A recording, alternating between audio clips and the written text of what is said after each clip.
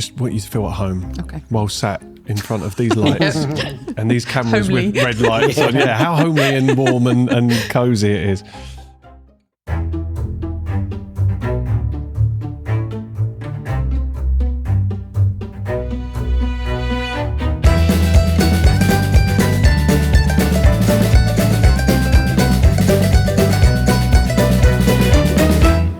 My guests on JobsWorth this week are husband and wife team Ian and Charlie Patterson, founders of Little Fin Coffee Roastery. Tom, we've got them.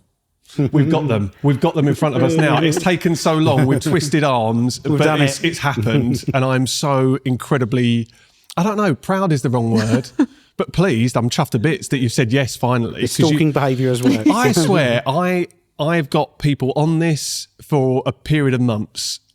Your staff, I came and asked, can they put in a good word? We've got Charlotte the Bonsayer, who is really the reason that most of our guests have said yes. That might have started things off. Tracked us down at the school run. Yeah, exactly that. But yeah, it's taken a while, but thank you so much for agreeing to come. Thank you for having us. It's an absolute, it's an honour. It feels like a big win. That might make you feel uncomfortable. But it's a big win.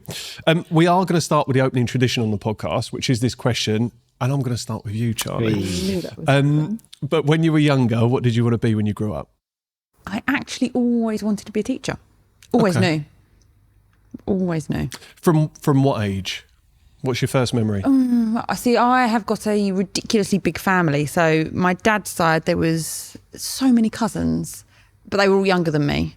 And I just loved being with them and playing with them and just knew that's what I wanted to do. Okay, brilliant. And then obviously you did go on to do that as well. I did become a teacher. Which we'll touch upon in a second. Yes. Ian, what was your dream as a kid? What did you want to be? I don't think I ever really had one. I think as I grew a little bit older, sort of teenage years, I think I wanted to work in the city, go up and do that thing and make loads of money. But that quickly fizzled out and I never really knew, never had a real sort of direction, I don't think. Okay. And it's funny because you did go on to do a job that quite a lot of kids think of doing, or at least they dress up as they're older, which was obviously being in the police. I feel like we need to answer that. Yes. Don't leave a silence there, but you were in the police force. Which Absolutely, is a dream that a lot of kids might have. Yeah, I think that came a little bit later, probably around sort of like college, late teenage years. I did the whole college accounting, maths type thing and thought that's where I wanted to go, and then quickly fell back on let's go and help people and do that instead. Was the plan. Okay. So, yeah. You were in the police for 17 years? Yeah. Okay. When did the journey start for you to make that leap from the police force to start what you're doing now? Finley. So Finley is our son. He was born coming up 8 years ago now in a couple of weeks. So he's Valentine's baby. It was, I don't think we did anything prior to that. I think I've always probably been a little bit entrepreneurial with random little, why you laugh? random little trying to do things and selling dodgy football, not dodgy football, selling football shirts on eBay and not dodgy. Not dodgy. Who said dodgy? So yeah, let's pause that for a second. When you say like there sounds like there's a bit of a history, a bit of a backstory of other things that you've tried. Yeah. What can you give us some examples? Never as a business idea, I don't think. But I mean, going back, I remember my mum used to say when I was at primary school, and you know the little bucket, the upside down buckets with the strings on that you could put on as little stilts. The stilts, yeah. So I bought some of those for 50 or £1, and then I'd sell goes on them to other people for £1 as well, and then make a bit. So doing that kind of stuff, and I think wouldn't it's work always anymore, would it? No, Kids are just the bar is so much higher. I mean, they're going the around on price those has got to be higher now as well. So yeah, that's crazy. Okay. But yeah, I think always little bits and pieces like that. And at some point I tried to sell my mum and dad's old TV they didn't want anymore on eBay. Put it on for £1, see what you get. But with the listing fees, I think I lost about 80p. So that didn't work too well. But a lot of failure, I think, first. But you could identify there was something in you that had that entrepreneurial streak or spirit about you. Yeah. Okay. So when did coffee become a passion for you, and when at your time during your career did it start to become this draw that you knew you had to do something? Was it sleep deprivation? Probably it was 6 weeks. It probably was. Yeah. So I mean, doing shift work at work anyway, and sort of liking coffee, I suppose, but never being a real coffee snob, I don't think. Is it more coffee as a tool? Yeah. Like it's for survival. For the caffeine. Yeah, exactly. Yeah. Okay. And then just liking a better coffee. But then when we had Finley, had paternity leave, he was obviously off on maternity leave as well. And it was just, I don't know, it's so stupid idea at the time. But The thing is, I can't even remember. there was no moment. I was don't there? remember a moment of being, let's do this or let's try this, or I don't remember how it even came. I genuinely don't remember how it came about. Do you think that's because you had a 1-year-old around he that? was like 4 weeks. Yeah. Oh, Oh, it wow. was- He was, yeah. he Okay. was I think tiny. I had 2 weeks off work and It was April, so and he was born in the Feb. So you were in like the fog of The war, thick of really. it, Like yeah. you were in the trenches, Yeah. and then you had this epiphany. Or did you launch when he was 4 weeks, or did you have the You eureka moment to go into it? it was. I don't. It was blurred. I think it was kind of bought like a 200 gram, literally can roast 200 grams of coffee at a time, did it in the garage, kind of, it wasn't really a business, so it wasn't, I don't know, there was a friends launch and family, weren't we? date, There wasn't, yeah. there was no, it kind of slowly progressed from friends. Yeah. It was just a hobby, I would say. Yeah. Friends and family. And then I remember one business, I don't know how you came into contact with someone called Georgina, and she had like a Newey horse coffee. trailer. And I remember we had these little roasters that roasted 200 grams, and she wanted 25 kilos of coffee. Yes. We spent hours in our garage roasting. It for took her us orders. about an hour and a half to do a kilo as a reference point, so God. And we were doing it on 200 gram roasters. And Wow. it was one of those, I think, at first, friends, family, take a bit into work. Yeah. It sounds a bit dodgy. Take a bit into work, give a bit of, get people hooked. And then, I don't think there wasn't a website or anything at that No. point anyway. And we sent out was- some samples, reached out on Instagram, Facebook. it was COVID would've because been, Ian had to shield on COVID. Right. So we had all this extra. I was on maternity because Nola had just been born. So we were both at home, and that's where you put his time and let's try and launch this. People weren't going into London. Right.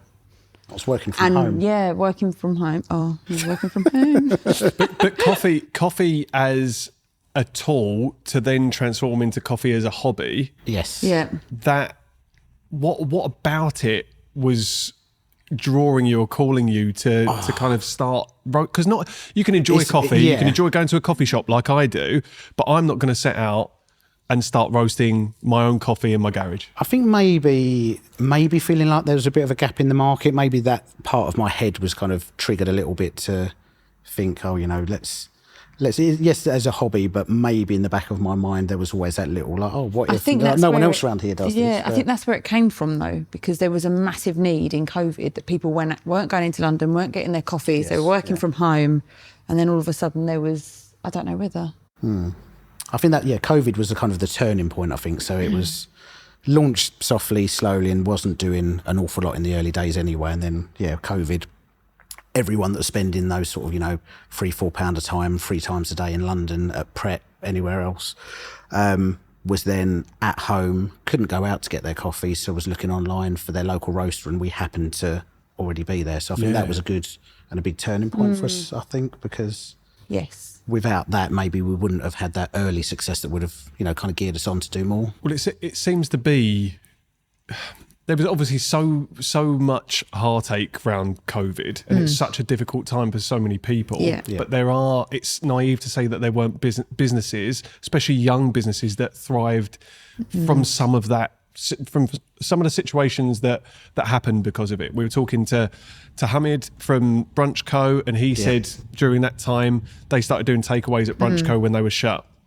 They couldn't have people in the actual premises themselves, but that really saved the business and put them on the map as a go-to place. And they've been running for probably 18 months by the time the first lockdown came around as well. So there is so much hardship that came with COVID and lockdowns, but there is also a lot of opportunity that came from it. And it forced people to think, do I want to go back to the life that I had pre-COVID? There is a pre and post-COVID for everyone. Yeah. And that isn't the same for everyone. No. But pre and post-COVID exists, and the decisions you make around work, they change seismically. Yeah. So what was it that made you then think, I'm going to do this? Because you've got a long career. Yeah. And I'm sure you could have carried on for a good number of years in the force as well. I don't even know. I mean, it was still, compared to now, I think it's still very much in its infancy. It wasn't anything that we could rely upon financially in any way. I think it was then still all about just trying to build it and reinvest. And there was a lot of, we had like a little mobile coffee cart that it's almost like a little trolley type thing on wheels, but we'd take wheels. That and do, we did like Leaf Folk Festival a couple of times, a few other events. So we'd always try to build the business without really taking much out of it, because we were both working full time as well as that with Finley and Nola as well. So it's trying to juggle everything, which I don't always do too well, because I'm like, this is, we can quote for this will be great. But then semi-forgetting at the time, you've got 2 kids and 2 jobs and everything else. As a couple then, because I mean, I can't have this conversation without addressing the dynamic and the pressures and the reality of running a business as a partnership. Yeah. As a couple, Charlie, how did you start taking this driver of Ian to start going, I want to invest more time and, Here we go. and money? It's the reality of it, isn't it? It is. I don't even know. I can't even. It's intense. It's hard. There was a lot, wasn't there? It was the juggle was. Oh, it was too much. It was too much. Yeah. Because in the midst of this, he did an Ironman as well. Yeah. So in the midst of this, there was 20 hours a week of and that Ironman training as well as. Because how old was Finley then? 1.5. Yeah. And that was something. I mean, you're training at the minute, and you know how much time it takes. It's just so time. There is no switch off. That was my biggest regret, I think, doing that as well as everything else. It was a great event to do, but you just don't realise how much that takes over as well, on top of 2 jobs, 2 kids, or 1 kid at a time. And without pushing you under the bus here, as a partner, that's hard, because you are doing something, Ian's doing something that you can see he's benefiting from, he's getting fitter because of it. There's all the benefits are coming from exercise, but he's also buggering off out the house for that many hours a week. And so it's very difficult. That can be a hard thing to navigate, can't it, as a couple? Yeah, we've got through the other side, I would say. Yes, yeah. But it was, because every single hour is either childcare or running up to the roastery at 2 a.m. to go and get other people's orders out, and the top of shift work, and it was. It was too much. I genuinely don't know. This is the whole purpose of the podcast, is for you to sit down and really work out. It's like therapy, isn't it? There is. There is a bit of therapy involved in these chats, I was nervous about domestic on camera. It's all right. We'll safe space. We'll make sure that doesn't happen. It's fine. We'll mediate. I'm interested in that dynamic, because again, I started my business when my son was 12 months old. So I went it alone, and it all happened quite quickly. I got to a point where I just couldn't work in the environment I was working in. And we had a wedding lined up, and which we had to cancel. We had to make sacrifices along the way. But I was very fortunate to have an incredibly supportive partner. And I think you can't do it unless the other person is doing it with you. So I just look, we can't have the chat without asking how that affects a relationship and how you come through the other side of that. Was there ever a point where were you supportive from the start? No, I mean, this isn't couples therapy, I promise. Yes. Yeah. But there's obviously been so many moments where I've resented it massively. Yeah. Well, thank you for being honest about it. I think if you ask Sophie, my partner, she would be exactly the same with that. It's very testing. Completely. I'm like, I didn't sign up for this, but then it's fine. Yeah. You just get through the other side. But it's because it's intense. Yeah, it is. And I think there have been harder, tough times in more recent times, but I think those earlier days when I was trying to do everything a lot more than we should have been doing maybe at the time, I think. And I think that's it. I think before we took the leap to do it full time was the hardest part. Yeah. Because you're trying to juggle everything else. Yeah. The jobs, the kids, and doing it on the side. Yeah. And trying to make it work as a full-time thing when it's not a full... Yeah, that was the hardest bit. But I would imagine there's some way along that timeline where you want it to be a full-time thing. Maybe the finances aren't quite adding up to make that leap when you've got responsibilities that come with being parents and having to pay bills, but you want it to be that. Yeah. Yeah. And there's pressure that comes with it. Now you want to make the next step, and just if we can get over the line, and then we can dive in with both feet and be as secure as you can be when you're running your own business, I guess. When did that happen for you? When did it become a full-time thing? So it was August. 2.5 years. It'll be 3 years this August. So what year would that make that? 20. I thought about this earlier. 23. Yeah. That's it, yeah. So you'd be celebrating your third Third year in August. Well done, Ian. I'm glad you're here. Yeah. We were both I'd have been buggered with that, yeah. And wow, okay. Yeah. when we took the leap. That's incredible. And what did it feel like? Did you give yourself a second to go, look what we've built? Because it's not a cold transition, is it? It's not cut and dry. You've built.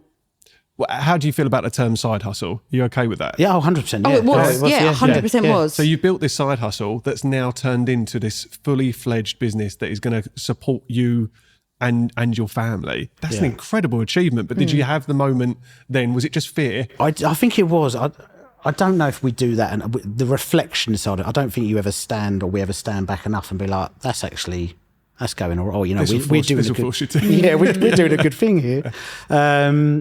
I just think, I think there was a lot of pressure because it was, I mean, both of us kind of changing the work that we were doing as well to make it work. And you made sacrifices as well, changing your job to kind of allow us to do it as well. So yeah, because that's when my dad had a commercial cleaning company, which I took over at the same point, which is what I suppose we relied on that income to do Ian's. Right. Okay. So when did teaching, because obviously you had this dream from being a young kid that you wanted to be a teacher. Stolen dreams. So was it stepping away from teaching to then going to the yes, the but cleaning there was company? so much that happened in between that. Well, we had some conversations about did. this. This is a podcast on its own, Charlie. Like Yes. we could have a very in-depth conversation about what you were doing for a period of time too, which is super interesting. But at the heart of it is still that connection and being a nurturing presence to kids and having that support as well, which I think is amazing. But again, resentment there to having to make that sacrifice at points, or we're at this stage in the company's growth where you're like, no, I'm in. Like, a this little is it. bit, but maybe not so much, because I knew at that point I was done with teaching. Now I'd got my 2 kids. I couldn't put in the time and effort that I used to do, working all beyond the end of the school day and everything else so I'd kind of switched off from that. Yeah. Because you're kind of in that mist of, I suppose you lose yourself a little bit having kids, don't you? Because everything is put into them when they're so little. So though, no resentment that you crushed my dreams. No, not much. I think what you've touched upon there is really important to say, though. Identity when you become a parent shifts and changes and evolves. Completely. And how much you prioritise certain things changes. Like, it really levels everything and makes you have to completely recalibrate what's important. Yeah. And that I think not enough people talk about. No. You know your kids are going to be this. Look, it's a mixed experience for everyone. There are pros and cons, highs and lows, all of these things to having children. But your priorities change the day they are born, and you just start thinking in a completely different way. Yeah. And I think that's why it's all been so confusing because you're going through that whole, I don't know, slightly different for Ian, because I was like, he's still doing his job, he's doing his Ironman, growing the business, blah, blah, blah. And you get lost. It is completely different, and you get lost. It's different for men. It's different for dads. Yeah, it's completely how you feel is. those things. So I think because so much happened, the kids, the coffee, the cleaning, you kind of forget. Kids, coffee, cleaning. There's alliteration there as well, which we like. Write that down for the thumbnail. We need that. Yeah, we enjoy that. But you lose. Still, I feel like I'm still trying to find. Yeah, we did. There was a period where we did too much, and it was. Yeah, it's refinding after that, isn't it? Refinding identity. It takes a while to do. Yeah. Well, you find yourselves again. You find this new identity post becoming a parent, and what does that mean? And are definitely in the trenches when you are nurturing these human beings that can't talk back. No, they are just little tornadoes. Yeah, definitely. That's a nice way of describing it. Yeah, tornadoes, and they need you wholeheartedly. Yeah. And now they're becoming like Finley, you said nearly 8 years old. in February. Yeah. Yeah. Okay. And how old's your youngest? 5. 5. Yeah. So now you're out of that stage still where feel like I'm in the trenches. I know, I get it. I'm saying that clambering where our kids are similar ages. So I've got 7 and 4, so Yeah. very similar ages. And yeah, this past weekend was hell. It could have been like we have just started from scratch again. All the lessons you felt you've learnt along the way, you're sat there as parents, me and Sophie looking at each other going, they're possessed. I don't know what's happened. Yeah. But yeah, it's you do come through. There are I guess the challenge evolves. Yeah, I'm trying to make it It's a sound new more phase positive every for people. time. No, we are through the trenches, but it's still the thick of it. It's still shit in some It's just way. a different but level of It is, shit. yeah. different. They can talk shit. now. Yeah, they can argue back now. It's now a unfortunately. shitty tornado. It's different, Yeah. But yeah, Yes. I think, but identity and just and finding yourself again and getting that, just knowing what the state of play is going to be moving forward. But yeah, throw a new business in, throw all these changing stuff and variables. Yeah. That's a lot of change to Yeah. take on all at once. and because the business is constantly evolving, both of them, so you're constantly adapting what your role is in the business as well. So it's It's taking time for you as well, or us. Well, I do maybe slightly better than you, but actually just taking some time out, because that's what we've never really done With that well. balance. Yeah. Balance, yeah, and just like to go, like for you to go and do yoga or something like that is something that we've not done for ages. But it's only a more recent thing now. But I think there was a long time where you struggled to find that time or make that time, or there's always an excuse to not do that It thing feels for indulgent, doesn't it? Yeah. Like self-care or those periods of time on your own, especially away from your kids, feels indulgent. And Yeah. you feel like, oh, maybe if I went to the gym, so I don't need to do much more than that today. But again, as they get older and as you start to get that sense of self and your identity again, you find certain ways to take that time for yourself, or you should do. That's the Yeah. ideal situation. we're slowly getting there. you. Yes. Yeah. Yeah. Well, you said on the form, Charlie, even though you're running a business and that the hours don't look like your traditional forms of employment, the 9 to 5, you are able now to get balance or prioritise things better.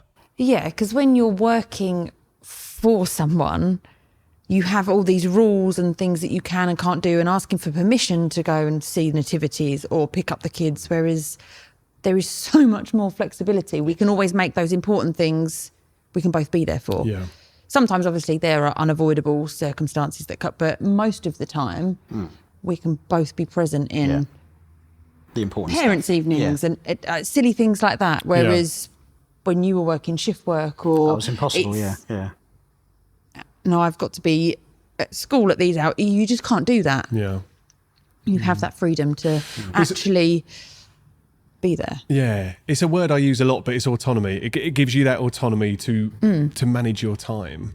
And yeah, stress when you're running a business is different level. Yeah. It is different level. It permeates every waking hour, every thought, does. every sleep, every minute that you're asleep. Yeah, like you will dream about, you have nightmares about it takes will- over. Yeah. It does take over. Because no one else is going to do it. No. Yeah. That's the...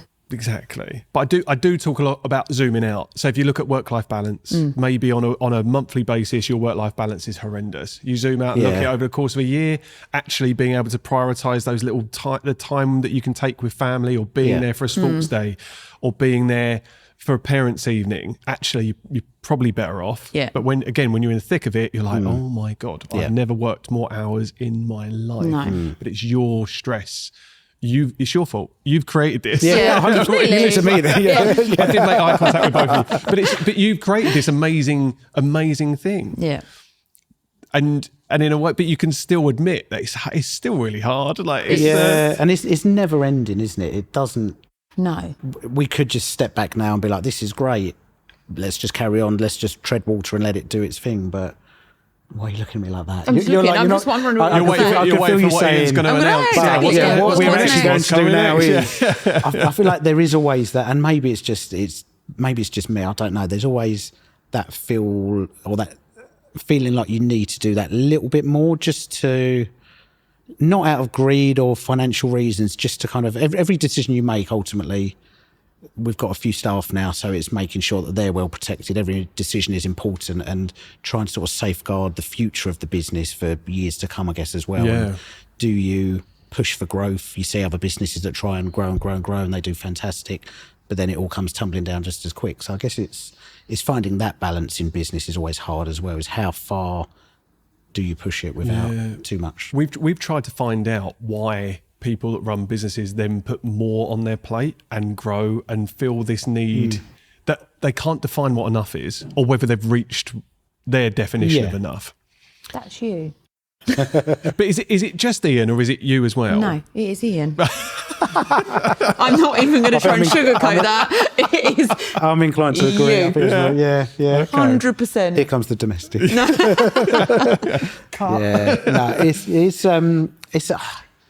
It is like it's not an addiction or obsession, but it's something that's hard to switch off, I think, in your mind.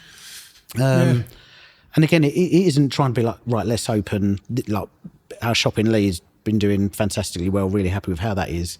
Part of you thinks like, let's do another one of those, but there's always the other thing in the back of your head that, and I think I'm quite a risk taker anyway, but at the same time in business, I think I'm actually relatively safe. Like I won't just say, let's open another 5 in the next year because this one's been great and they'll all be great, because that's when it could all quickly go wrong. Yeah. So that's always in the back of my head of wanting to do more, but with you in the back of my head as well. Just get in the balance, because I have, and it has put a lot of strain on us over the past few years as well. And it's now we're at that stage where we're getting that balance back a little bit and not ruining that. We talked about this when we sat down in Little Fin ahead of this conversation, and you said like you're just starting to get a day for yourself. I think it was the day that you'd taken for yourself. You were in Little Fin talking to me. Thursdays are days off. Chatting to me in your place of work. Having a chat about coming on podcast. Yeah, exactly. But that's great. I think that should be celebrated as an achievement, because now what you've built is, it obviously still needs you both so involved in it, but you've now got a team and operations that can be left without your hands on a steering wheel for a day. And hopefully holidays are forming part of your time now as well, if you can. If you're in a position to do that. But there isn't really ever a switch off, is there? It's always check in, and you've always got to make sure. I mean, the team are brilliant. They are amazing. I mean, you see them quite often as well. Couldn't ask for more. I've got a special section about your team. There you go. I have to give them a shout out, because I just think they are incredible. They're such a great representation of you two as well, and I think they are just like head and shoulders out there. They are lovely. I think they're amazing. But we went to World of Coffee last year on holiday, didn't we? Okay. Where was World of Coffee? Dubai. Okay, all right. Okay, well, at least you got on a plane. And Finley obviously had to come because it's Little Fin, isn't it? Yeah, of course, yeah. So we should make it clear for anyone listening that hasn't experienced Little Fin yet and maybe doesn't know the connection, that it is named because of your son. That's Finley. right. Yes, that's true. Which was one of my ploys when I was trying to get you on the podcast, was saying that our sons have the same name. The emotional connection. It didn't work for a little while. We got there in the end, but it didn't work straight away. You've just celebrated the shop's first birthday. Yes. So when was that? It was like a month ago, 2 months ago? Yeah, the beginning of December. 1st of December, yes. Okay. Yeah. Which is incredible. So congratulations first and foremost. When did that idea evolve from the roastery, which is in Southend? It's near Warner's Bridge? So you can get to it on foot from that direction, or off Sutton Road, Temple Farm Industrial Estate. Okay. So you do serve coffee in there as well? Yes. Okay. But when did the idea to have an actual shop on the, is it officially the Broadway? You're right on the bend. In the Broadway, when did that become a thing that you wanted to do? Can you remember exactly? I don't even remember. Timelines are I love your ability to not remember much. This is the reality though, isn't it? It is, because there is it's a blur. Brain fog. There is so much. Well, it was. I know that it'd been on Rightmove for a little while anyway. The location, which is just on the corner opposite the Grand. I'm not going to get a plug in now. We'll do enough of that for you, Ian, don't worry. It'd been on Rightmove for a while, but it was still, obviously, it used to be like the car wash there and the little like brassware shop on the corner. Yeah, it was. And then it was all flattened, and then they built all these flats with retail units underneath. But when we first went together, didn't we, or not? Nope. I went first and went back with that. Went back with you. That was probably a good 8 months pre-open, so it must have been. There was a lot of time before. Yeah. It was just a shell. You could see all through the whole 4 units. It was literally just flats above and just a shell underneath. So it'd been on a while. I think Costa had looked at it, and the developer sent us some CGI images of Costa with how they were going to do it. I don't know if maybe, you can share that. Maybe It's should all have done that. But I mean, the chances of another Costa coming into Lee, there would be. Like it was close enough to pitchforks and burning torches last time, wasn't it? I really can't see it happening. But so they were looking at it, and then still looking for a sponsor, by the way.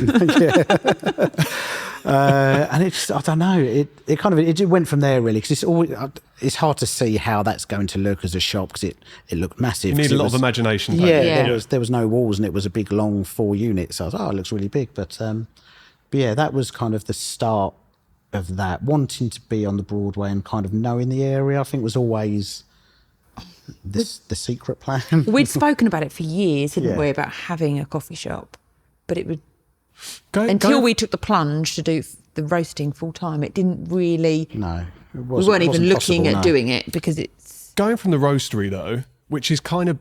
You can be behind the scenes a little more, right? Yes. Yeah. Again, people are going to come and collect some orders, and you're still going to have to be your business to business and your business to customer as well. Yeah. So you're going to have some interaction with people. But then going into hospitality, that's a big. It's a game changer. That's a big step. Yeah. So did the reality of it align with what you thought it was going to be like? I don't know what I don't know what we thought, what we expected really. I mean, it's in terms of performance, is blown like beyond expectations really. Massively. I think we had, like you said, we were a little bit hidden away, I suppose, on an industrial estate. We're not really, as you know. You're not getting a lot of footfall, are you? No, not at all. Unless I'm sure you've got local businesses that are in that area. Yeah. So it's kind of a click and collect type service, and we were fine with that. And we're not, as you know, from chasing us to come on here for a while, we don't really put ourselves out there enough, maybe. So I think having built up quite a good online and local following from the roasting side of things, I think it then came a point where we figured we need to kind of have a face for the business really, and a good area to be in. Seemed to be obviously where we are now. The location is just amazing, isn't it? It is. Were you aware, when you made the leap, were you aware of how important that location is? You're so equidistant. You're right on the curve, but between the Broadway and Lee Road, and better than what we thought. We didn't quite realise how good it was at the time. Yeah, because it didn't look. Obviously, it doesn't look how it does now. Was it? And I have to say, it's not just where it's based. Like, there's so much more to it. But location, especially in Lee, matters. I think. And it's just such a good spot. Yeah, I think. There's. I think the look, the feel. When you I'm a massive fan, but when you go past it, there's so much that's welcoming about what you've created. Yeah. And the whole design around that. How intentional was designing that in a space, or have you just lucked upon this collection of stuff? We wing a lot. Yeah. We really do. I think we just, I mean, at the roastery, it's kind of trying to do a little bit the same as how the roastery was, that industrial look. Right. My thought process behind that is, if you go industrial, if something's a bit wonky, it doesn't really matter, because it's industrial. That's good. If write that down, Tom. Industrial, you can get away with it. But yeah, you can get away with a lot. And I think it's just trying to. We didn't want to do what a lot of places do, just cram a load of tables in. Got to get as many covers as you can. Yeah. Because we needed the balance. I think, with it being, knowing how tough it could be in hospitality, with not really understanding it at that time. I think we needed to make sure we had a good balance of selling the beans as well as coffee and cake, which is the other side of things we're doing there. How terrified were you when you'd made that commitment on a scale of 1 to 10? Massively. 11. 11. Nice. I was going to go about 7, but it's just. It was. There you go. Because there are so many coffee shops, and it's scary. You invest all that money into it, and how much did that come into your head? Because we've had other people from other coffee shops on, and it's, again, when you're setting up a business like that, it has to come into mind. There's a lot of competition. You've got a lot of footfall, but how do you differentiate yourself in a market where there is so much competition? I guess for you guys, you are a roastery. We're the roastery. Yeah, exactly. So I think that's what it is. What you've lent on? Yeah, I think so. I mean, we've got the table in there, which is kind of again another silly idea at the time that ended up being a lot more expensive than planned. So this is describe. I've sat at that table many a time. So it's not. I don't think it's designed for people that are 6'4" either. No, sometimes. not a lot of knee spaces. Yeah, no, I'm not going to make a claim, but I've definitely hit my knees a couple of times. But it's such a presence. It's such a cool thing, just as a objet d'art. Like you're looking at it and you're thinking, wow, does it serve any function? No. Aesthetics is about it. Yeah. No, so it was. Where did I go together? It was Bristol. I think it was a long way away. It was basically a knackered old rusty roaster that someone that used to do roasting then gave to their dad, I think, for his garden centre as a bit of a display piece. But then it got rained on, and even worse. So, fortunately, where we are at the roastery next door do motor rewinds, and they like a little project or two. So they took it on as a project. I said,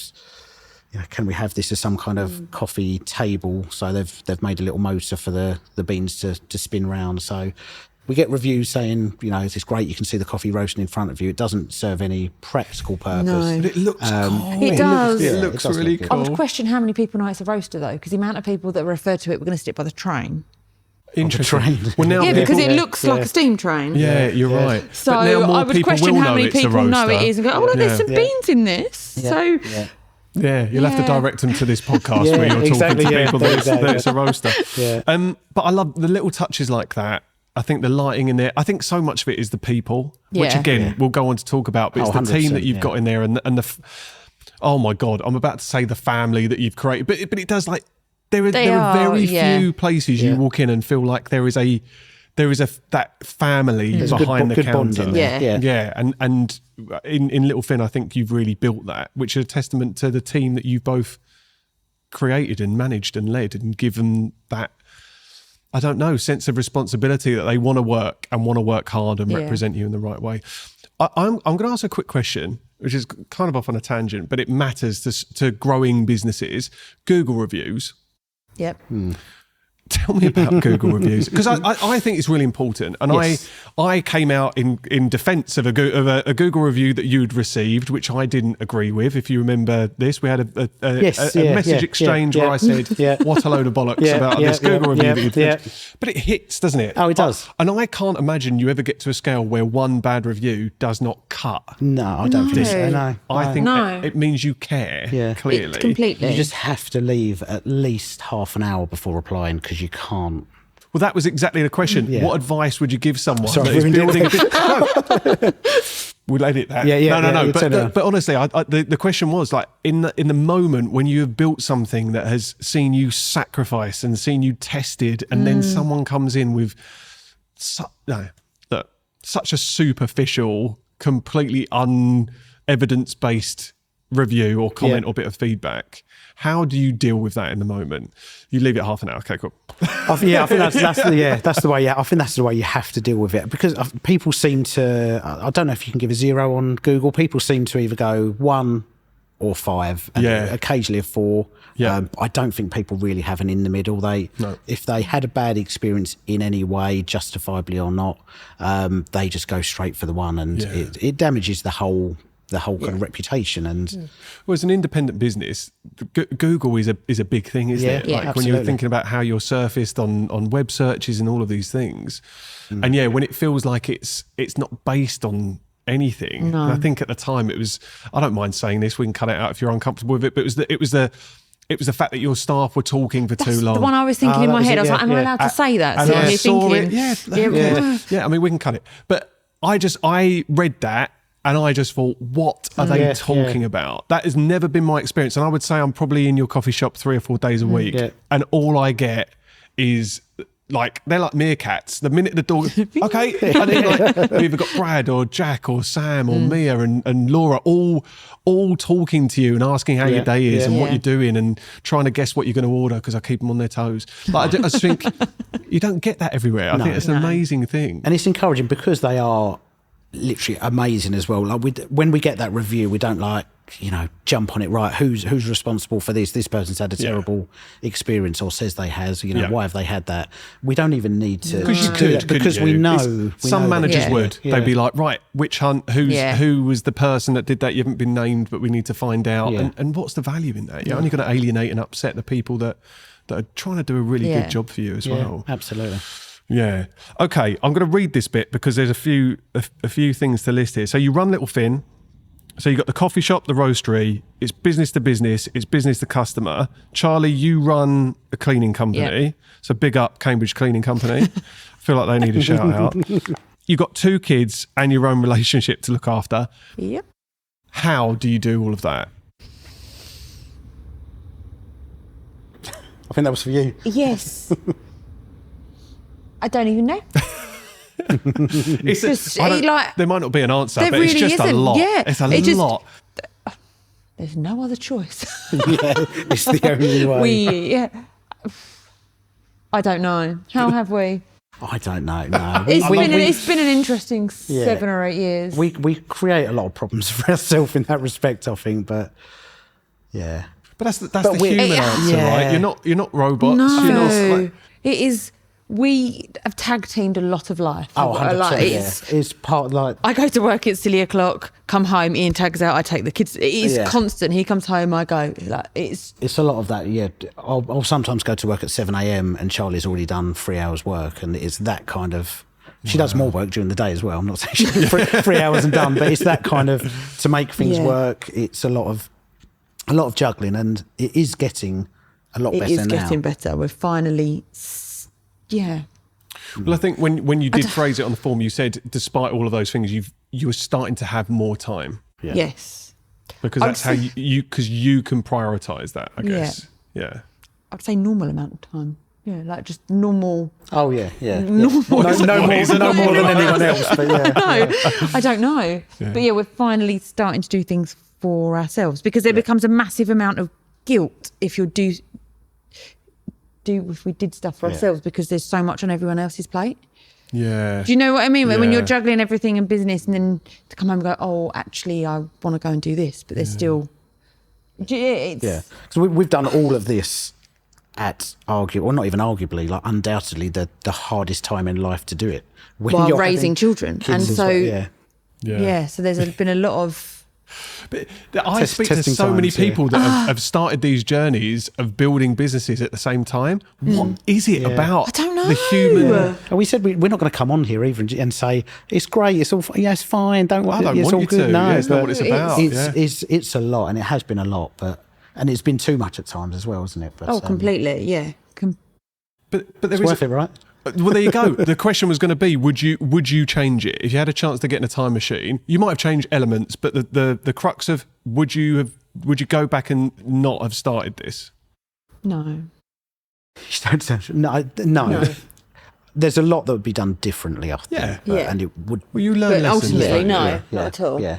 And that's not even differently to grow it quicker. It'd be probably the other way around. It's just there's a lot of little bits where we're like, wish we could have done that because of this, but prioritising work it's when it shouldn't as be. well, isn't it? It's easy to look back and go, definitely wouldn't change it. No. Yeah. That's look, it's lovely to hear, and I'm glad and thankful that you have created and built what you have, but it's the reality of it is that it's hard. And who wouldn't go back and tweak certain elements or make different decisions that might have meant, I don't know, you could have got to where you are a little quicker or got to have more time for yourself. But would you ever have prioritised that anyway? We were talking to a guest previously, and they said, like, you have to immerse yourself. Like, there's no building something from scratch without sacrificing time and throwing yourself into it. Because why do you deserve the success if you're not going to do that? You have to put your heart into it, or it's not going to come off. No, absolutely, completely. It's been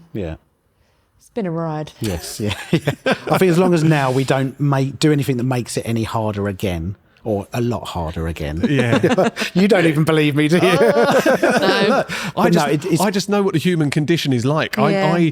It's crazy that you started this even with like a fairly stable, secure job. Yeah. Like, let's be honest, the police force, I've never been in the police force, so I don't know what the day-to-day is, but it's a stable job. I'm sure you could have stayed in that career for many years to come. But to come out of that when you've got a young family, there is something about our need to go and build something or progress or challenge ourselves in different ways. There's some easier ways to live life. Yeah. But our brain won't allow us to do it. Oh, we forgot about the dog as well. Oh, yeah, we've got a dog. Oh, we throw that into the mix as well. Police dog, yeah. Working dog. So he was Ian's. He's quite needy as well. So What breed is he? German Shepherd. Oh, yes. Yeah, Goose. Goose. Yeah. Can we have a picture? Can you please send a picture of Goose? Yeah, I don't know. Still got him, yeah. Yeah, okay. Yeah. And did he make, because you sent me some photos, I don't know if he made the cut. No, he did. Oh, did I? He did. Zane Right, didn't. apologies. Oh, sorry, Goose yes. did. Yeah, Goose and did. there was yeah. Okay. There was a Maverick as well at the same time as Goose, but he didn't quite. He didn't quite make Okay, it. But okay. no, so we've got Goose. Oh, wow. So, yeah, you're like more like Just another thing to do, wasn't it? But chuck into the Yeah, mix as yeah. well. Good Do old you Goose. miss any of your former role? Because again, dog handler in a police is a different relationship. Like, yeah. what's the film with Tom Hanks? Was it Tom Hanks with Canine? Turner and Hooch. Yeah, Turner and Yeah, Hooch, yeah. exactly. Yeah. I'm not. I can't It imagine. was just like that. Just Yeah, like that. yeah, Oh, exactly, good. yeah, Okay. yeah. I won't ask any more questions. But do you miss? Are you going to answer? I could guess what Oh, you'd go on. say. What? Driving fast is the only part that you say you'd miss. Yeah, well, you saw me on the road the other I day. did see you on the road. Yeah, we don't need to talk about that. No. Yeah, I think an element of the social side, there's good sort Yeah. of camaraderie there. Okay. And the dog section was brilliant. It's something that I sort of you work towards getting onto that because it's a bit of a dead man's shoes type role. Right. But then, yeah, the training was fun, and the jobs you go to were the better jobs, if there are better jobs in that respect. Okay. The ones that people probably want to go to and catch the guys that are doing that. Yeah. But again, it was another thing that took up a lot of time inside and outside of work as well with the training. And Yeah. Because you have to do that outside your working hours as well, Yes. don't you? So the days off, you have to continue doing the training, keeping the dogs up to yes. standard. So there was never really an option for you to make Little Fin a not dog-friendly place. And not so but much, you're no. also opening premises in Lee. So if any coffee shop Yeah. says you can't bring a dog Yeah, in, yeah. I don't know if one exists. From our Yeah. dog is Don't- probably the only dog that actually can't go in the shop. We couldn't go could in there. never bring him in. No. Okay. He's just a gobshite. He's so friendly, but he is.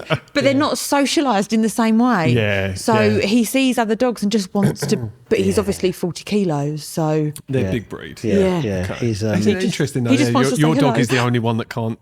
we have tried a couple of no. times, haven't we? And he's He- a bull in a china shop. Yeah, he's lovely. He's like an 8-year-old puppy. Yeah. He's safe as anything. He wouldn't cause anyone any harm, but he just can't settle. He'll jump up and he'll knock stuff over. He'll knock the roaster. He'll all go. Yeah, to we'll go. Oh my Yeah, goodness. Yeah. What do your old colleagues think about what you've built and the fact that you changed career and have gone into coffee?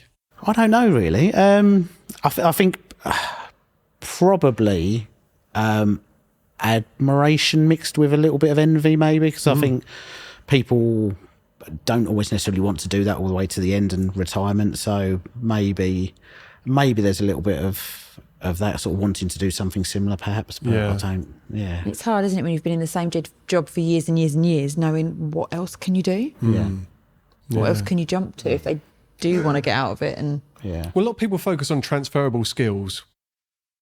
And in the police, there are so many transferable skills, especially if you're working with people in a people-facing role. I mean, we're talking about you coming out of the police. One of your former staff members, Rue, has just gone into the police. Yes, absolutely. Yeah. Yeah. So I was texting. Started today. Yeah, I was Yeah. texting Rue today to see how it Yeah. was going, and he was saying that he started today. He's absolutely shattered. Yeah. But yeah, there's. I guess we Because he's had to work. oh, bless him. And I know he will take that in the spirit it's intended. Yeah. But yeah, with you talking there about like how do you use those skills, I would imagine that you're quite a good example to say, well, you don't have to use all of the skills. I would never say that starting a coffee roastery is transferable from being in the police. No. So there is a way for everyone to go and do something that without they're passionate 100%. about. You just have to be passionate. You just have to give a shit and want to invest the time.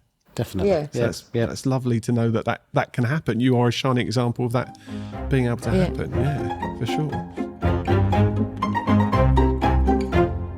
Okay, I was going to ask how much you think about legacy, because you've got 2 kids. Yep. Yeah. You've obviously got a business now named after one of them. poor Nola.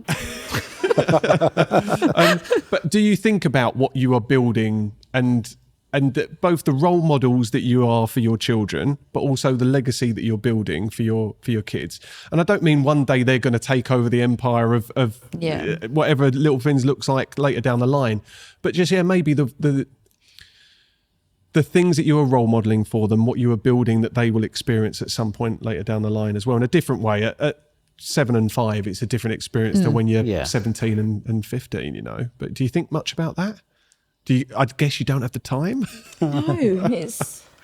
I think so. hard one. It's a tough one because there's the positive elements and the negative, I suppose, to that as well. So negative, like in the evening on my phone, still checking in on stuff when I shouldn't be, and I should be there and present. So there's that side of things, which is quite a hard thing to sort of put to the side and be like, work's done for the day. Let's forget that. Yeah, that's tough. That is tough. But then at the same time, trying to, without forcibly showing them, just by doing it, I suppose, and them seeing that we both work sort of independently on businesses, that is something that is an option as well as other careers that you can pursue through, through other means, I guess. So, I guess without consciously doing it, I guess we probably do. Yeah. It's a big word, legacy, as well, isn't it? It really is. Yeah, but you're creating something like this. I'm not making this podcast episode. I don't want to dramatise this at all, but it's huge. No, I don't want to dramatise. But something like this, hopefully you will both look back at this, and your kids might look back at this one day and think, in this moment in time, this was where you were at, and they are going to see their mum and dad have a very honest conversation about the reality of having built something that they've played a fundamental part of. And I think that's really special. And I was lucky enough to see my mum as a single parent, but build her business. And she, I think, is a huge reason why I do what I do today. Yeah. And not at any point did she say, John, you need to go and build your own business. Yeah. She just gave me this belief through her actions that I could go off and do what I wanted to do. And I think that's really special. So whether you acknowledge that, maybe that's part of the therapy through this episode, whether you acknowledge that or not, I think that is such an important example to set for your kids what you're building. We're doing it without realising it, really, aren't we? It's showing that you can, I think, is definitely. Yeah. The boundary thing's hard, isn't it? Like phone use. Yes. Social media use, checking in on things. Social media now is such a big part of what we're all doing to promote brands. Yes. It is massive. This is all part of it. So how do you keep yourself in check, or can you? I don't sometimes. Me and the kids bought Ian a phone safe for Christmas. Nice. Okay. You lock away your phone, which we haven't done for a while, but that was a running joke, wasn't it, really? I think there's always a way to justify it, isn't there, when you're running a business? But I think it's a way of, everyone's at fault from it now. You just resort to picking up your phone. It's not always needed, but if I know the shop's open and we're at home at the weekends, but I'll just check my phone just in case the freezer's broke. It hasn't. Someone would phone several times if it had, and they needed, well, they'll take care of it probably, but if they needed us, they would call us. But there's this constant need to check because there is always something going on. And it's almost I don't know if it's like a FOMO type thing. I need to make sure that everything is done, but it doesn't need doing. Yet you can't help yourself sometimes. I wonder if it's something that will come in time, because up until now it has all been, I don't know, it's giving other people and letting other people getting on with things. Do you know what I mean? And having that delegation and giving away control is tough. It is really hard. Yeah. So I don't know. Yeah. It is a tough one. Boundaries are tough. Boundaries are tough. Again, never spoken to a guest that's got it right. Yeah. Or feels like they've got it right. No. Everyone is a work in progress. No. And some weeks, in my own experience, some weeks I'm better than others. Some weeks I'll put boundaries in place and I know I'm going to leave my phone down in the kitchen and not take it up to bed with me. And then the last 2 nights I've completely been checking my phone. You launch your phone at the sofa, don't you? I'm not going to touch it now. That's exactly what I'm on the sofa. I will throw it away from me. We'll be out at dinner and I've picked up my phone. I'll give it to my other half. She puts it in a bag and it has to be away. It's muscle memory. You are taking something and doing it. But it's the watches now, like, because I left mine at home because now it's a reflex now that your phone goes off and your arm vibrates, so you just look at it with even thinking, but you don't, and it comes across rude sometimes because you just. That's why I left mine. We both did. We're like, no, let's take them off, because if they go off, you go. First off, I appreciate that, but I get it, and also there is. I don't know if you get this, because I don't wear an Apple Watch anymore, because I could feel my arm vibrate and I didn't have it on. Like it was almost a thing. Oh my gosh! Where I would be like, or I'd have it on, no one was calling me, and I'd still get that again, it was like a physical response to something. Yeah. And I just thought, I can't keep doing this. You're not that bad then, do you? No, You've no, not got to no, that point. If you want to, you could be me. Okay, what is next for Little Fin? Ian, do you want to share anything with Charlie? Yeah, this would be great to know. So starting Come on, next fill me in. Monday, we have no. It's still to be confirmed. There is nothing, genuinely nothing that is really bubbling under the surface. There's lots of different ideas, lots of different things, but it's deciding which to do next and when, I suppose. So. Okay. I could reel off 100 things, but I won't bore you. Like pods, for example, is something we're looking at the moment. Amazing, okay. Got Alex on the roastery side. So Alex doesn't get seen a lot because he's locked in the roastery. I do apologise. I should mention Alex as well, because I see him swing into the coffee shop and swing back out again in it's your other van, isn't it? It's your white van that's labelled up as well. Yeah. I've not spoken to Alex, but again, anyone in your team, I'm sure he's absolutely amazing. Yeah, So we're looking a bit like that at the moment. Again, it's always, do we open another place? But it's very much location based for that. We don't want to take anything away from what we've created there. It has to be the right spot, but what does that look like? I don't think the second one will ever be the same as the first one.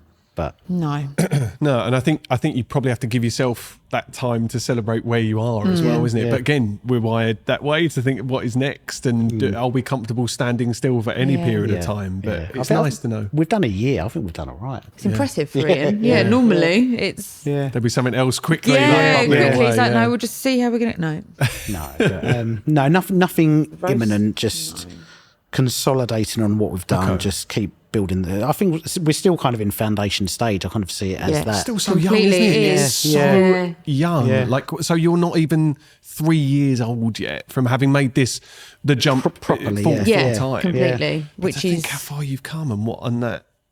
The brand that you've built and the community that you've built and the following that you've got, I think is just phenomenal. You never reflect back on it either, though, do you? And I think because you're constantly so busy, you don't think this is what we've done and we've achieved. Well, look, from my experience, if I haven't gushed enough and said how much I love the brand, It's the awkward smiles. We don't take compliments well. I do absolutely love it, and so many of my circle of people just have overwhelmingly positive things to say about what you've built. So you should be proud. You don't need me to tell you. I'm not going to patronise you. Go, give yourself a pat on the back. Come on. Yeah. But it's an incredible thing that you've built, and to learn more about the story is super special, especially when you're not someone that seeks out the limelight, the pair of you, to go and sit in front of cameras, in front of mics and share it. So I am genuinely honoured that you have sacrificed part of your evening to do it. I've got a couple of questions and then we're going to play. I'm not going to call it a game. I did say there might be a game. I've turned it on its head slightly on this one. I'm going to ask you this though. Have you given yourself enough time to try and define, we touched upon this earlier, but what enough looks like? Have either of you got a definition of what enough might look like? I've just got a great showman in my head. Oh no. If you could sing it, it'd make a great clip. I don't know, over to you. I think we would have different answers completely. But You go with yours and then I'll but tailor mine to your answer. I don't. That's a really hard question. It is, yeah. And I think Thank it you. depends on your personality. Because I think you would continually always be looking to the next thing. I think Always. so. No matter what you did. I think always looking, but not always doing necessarily. So I think there's always room to do more, but I think find it, like you could look at, and I'll probably have like 10, 20 or 50 opportunities that could be different. We went to Canterbury 2 weeks ago on a bit of a whim because there was a coffee shop for sale there, but it was never really, it could have been, but it wasn't the right thing. But there's a lot of looking, so always looking, but and this is the safer side, I think, is actually taking the leap to say, let's do this. This is a no-brainer. I mean, it really needs to be the absolute right thing now, I think, because previously it was the side hustle. We weren't financially dependent on the business until we were. Yeah. But now there are 8 Rue's gone. There's more. There's more. He's still around somewhere. There's more at stake. There's more at eight stake. staff. That's eight people with their own mortgages, their own rent, their own bills to pay, and it's every decision now as much as like, let's go do another one. It'd be great. If it isn't, and if that then sucks money from other parts of the business, it's not just us that that suffers from that. So, and that's a massive thing. But could you ever go, oh, this is enough, and stop? Could you ever settle and say, I've completed it? I don't know, because I feel like what I'd say in my head to justify it is, what if it then starts to go a little bit backwards, which it hopefully wouldn't, but there's always that chance, isn't there? You know, something happens globally, locally. It could be anything. So in my mind, I think I try to justify it by saying that it's safeguarding the future of the business if done in the right way. And there'll be so many people. There'll be so many people listening to it, nodding along, because I phrase like that. In that, if you get to enough and then stagnate and then atrophy, so it basically things can start to die if you don't always think about what's next. Because we're not hard position to be in. It is hard, and we're not flashy. We don't, we're not gonna.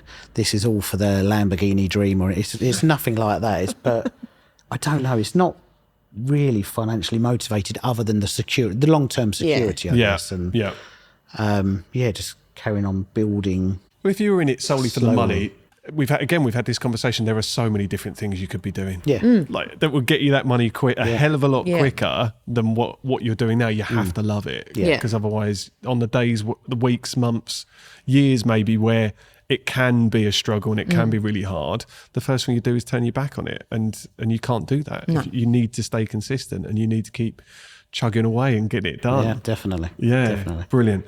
Okay, I'm now going to talk about your staff. I'm going to ask you a question. How the hell did you find this team? It feels, again, such a competitive landscape in Leigh-on-Sea itself. You every other shop seems to be in need of a barista or someone that can make coffee, someone that can be people facing. How have you managed to find the team that you have? How did we do it? Again, this is another one of festival. The Scout Jamboree was a big thing for it, I think, wasn't it? So we did. Sorry, go on. Was that where we first met Brad and Sam? Yes, both. Yeah. The Scout Jamboree.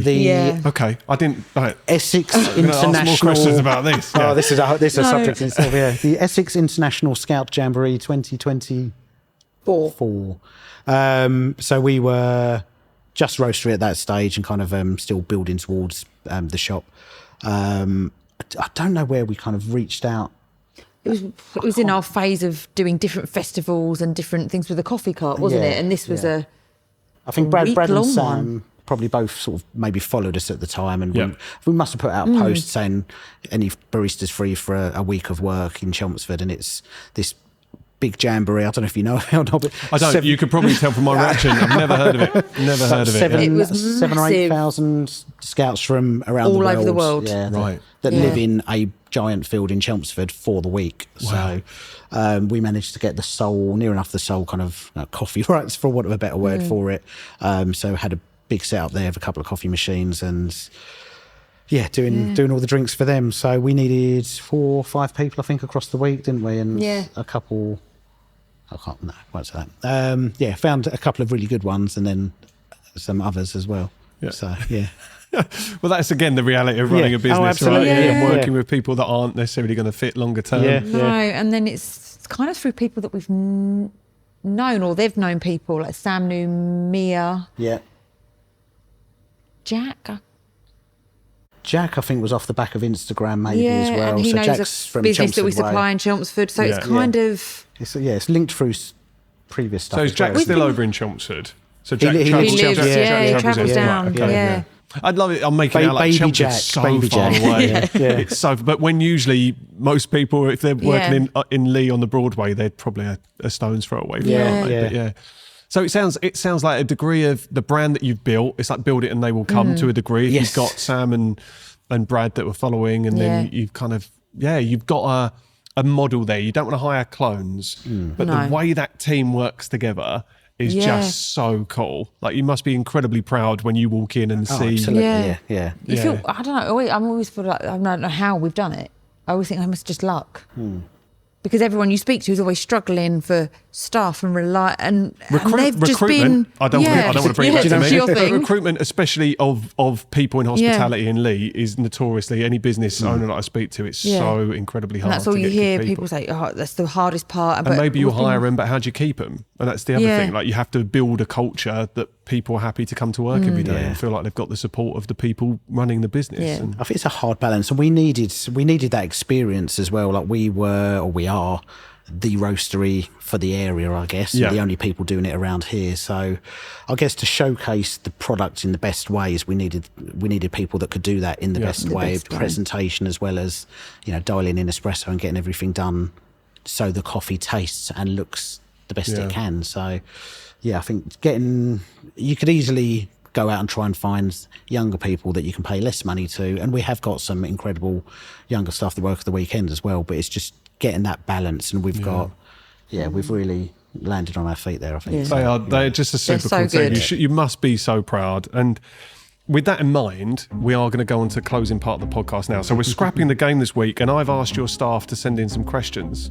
Ooh. So I'm going to ask you, I've swore to them that I would keep it anonymous and not tell you who these are I'm from. going to try and guess We'll who know. said who. But they have said that you might be able to guess one of them. Yeah. Okay, so first question is, this is quite a pointed one.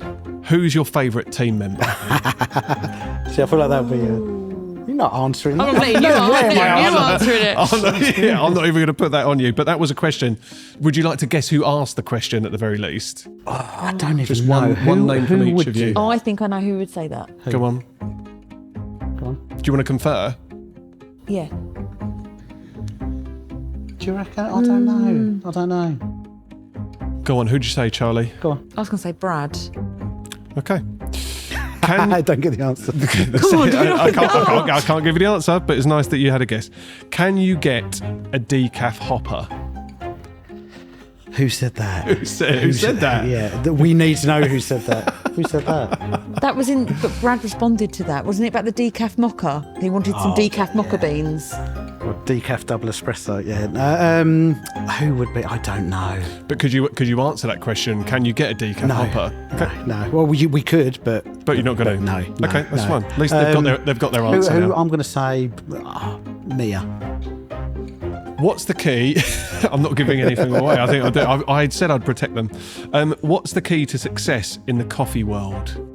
Who said that? I think it's Oh yeah, more we don't fun have to trying answer to that guess. question. So do we need to answer that question? I would Yeah. like it. I would like it if you answered the question as well. All I'm thinking is who? The staff. Oh, nice. That's what they The wanted. staff. You. There we That's what they go. wanted to hear. Who would you guess had asked that question? I'm going to say Sam. Okay. I particularly like this one. And you might not feel comfortable answering it. If you had to punch a member of staff for £1 million, who would it be and why? For £1 million, who would it be and why? So it's fine. You don't. But who would you? Who would We you have to punch? answer that question. I feel like you should for that one. Does Rue still count for this one? Well, I did think that was going to be a scapegoat. I did think it was going to be a scapegoat. Yeah. You don't Who have do you to, want to punch? You Go on. don't have to answer who you're going to No. punch. No. I don't want to punch anyone. No. I'd exactly. say Alex. I feel like he could Can I take say it. Ian? He's my team member. Or Jack. Jack's a There you fighter. go. So, Yeah, so there Charlie, you go. Yeah, so yeah, Charlie's yeah, saying yeah, Ian, yeah. you're saying Alex. Yeah. Because you think he could take it? Yeah. And Jack, Or Jack's a fighter. Yeah, exactly. yeah, Jack yeah. could fight back though, so I feel Yeah, like that'd be a start of something. Anyway, but who asked that question? Who did ask that question? Who do you reckon? This is really tough. I wasn't expecting that one back from the team, to be honest. But I No. quite like that. Did everyone ask a question? Could you tell us who? The selection of staff. Yeah, I can. I Yeah, can. okay. So who was in today? So Laura, Sam, Yep. Jack. See, it could be Laura. And Brad. That could be. No, and Mia no. as well. I reckon Laura or Jack. I was going to say Mia. Oh, there you go. no. We covered a lot there. There we Yeah. go. I might tell you how many you got right afterwards, but I can't tell you who answered. Well, Brad's what one. wrong. He wasn't in. Yeah, there you go. Brad didn't get one in. Okay, if you're on, I like this one as well. If you're on your deathbed, what would your last coffee be? They would know that for me. And whether for both of us. Really? Yeah. Come on. Batch brew, double espresso. Batch brew, double espresso. What beans? Got a new coffee coming out soon. It's Yes. down the barrel. the new Colombian we've got coming out Nice. next week. Okay, awesome. Yeah. And Cappuccino. Always cappuccino. Honduras. Yeah. Brilliant. So this is where I'm sat here and I just mix my coffee up. This is, I think your team get annoyed with me because they try and they Guess they what you're want, me, gonna they have, want me to have a yeah. regular drink, but Yeah. I keep mixing it up. But it's really because my coffee taste isn't that elevated. I know I like your coffee, but I don't particularly know. Do you not why have a I'm- way that you prefer? No. Milky black coffee? Either. No. Just mix it up. Is that okay? Yeah. You seem to be all right with it when I come in and order, yeah. but I don't. Yeah, I feel like they're Secretly, they're not. I think they They're talk pressuring me behind into your it. We just back. want They want to yeah, know. exactly. If you go and ask for a double decaf espresso, that'll set them off. Yeah, I mean, I think I'll get I really asked to want that leave, here. wouldn't I? Double decaf espresso. Okay, last one. You're stranded on a desert island. Which team member is most likely to help you survive? You. That's nice. I guess you can answer each other. Yeah. I'm not sure I'd pick you. I'm not surprised. Who's got the best survival skills? Out of those ones that were in today. Or anyone really? Any one of your team? Don't look. I've answered mine. It's your turn. I'd say Alex. Alex. Okay. Any particular reason? Yeah, why Just- Alex? You want someone that can hunt, I guess, can't you? Has he got any hunting experience? I guess that'd be a strange. If he's from Lee, that's weird to say. Shoebury. Shoebury. Oh, you don't know, dear. Don't know. He previously used to work in a freezer, so he's Not used to good in tropical working climate. conditions. The opposite, so I assume he'd be all right working in hot conditions. Okay. Well, maybe we don't He need could to have put some much hunter-gatherer thought around into about, it. maybe. Cool. Yeah. Thank you for indulging me. Like, You're welcome. again, I just thought it was a lovely thing that the staff. I went in today and I was like, oh, I'm going to ask them to ask you questions. I'm sorry that they weren't as. I don't know. I feel like there could have been more it's good. first off. I'm It's good. sorry Rue didn't send one in either. No, his would have been interesting. I think Yeah. we've been able to have guessed his. Yeah, I'm confident you would have as well. Did we thought get any we did. right? Did we guess You anyone? got a number right. You guessed some people right, but I can't tell you who you guessed. Which ones were right. Anonymity. Again, anonymity. I have to protect them. We'll quiz them tomorrow. Right, okay. Closing tradition. We're at the end now. Closing Okay. tradition on the podcast is a question from my mum. So my mum's left a voice note that I'm going to play to you now. So is that a question each? No, Or it's is it one? it's a joint Okay. question.